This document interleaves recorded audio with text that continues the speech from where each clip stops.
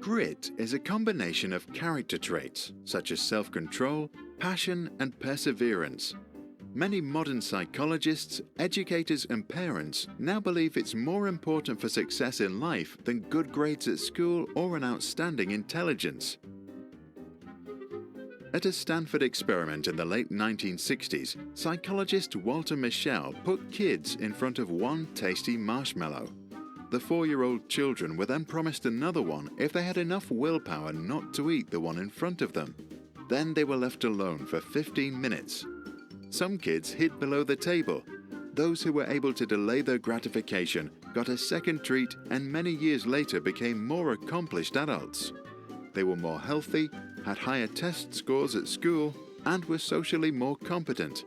Professor Mischel and the marshmallow test became famous.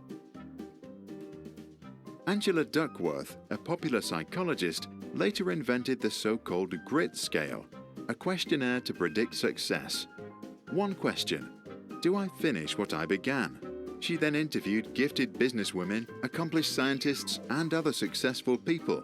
She found out that self-control, passion, and perseverance were better indicators for success than a high IQ score or fine genes. Let's examine the reasons behind this. Passion leads us to pursue careers that we love. Once we love something, we work hard to succeed, and as a result, can reach excellence. Self-control allows us to wait even if something looks very attractive. This is important because one day a better option might present itself.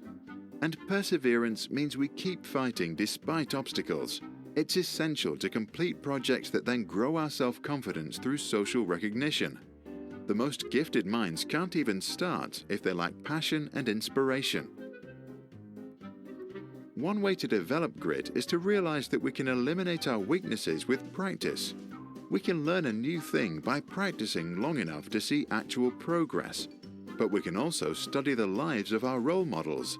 Then we understand that football stars train every day and receive constant feedback from professional coaches to develop specific skills.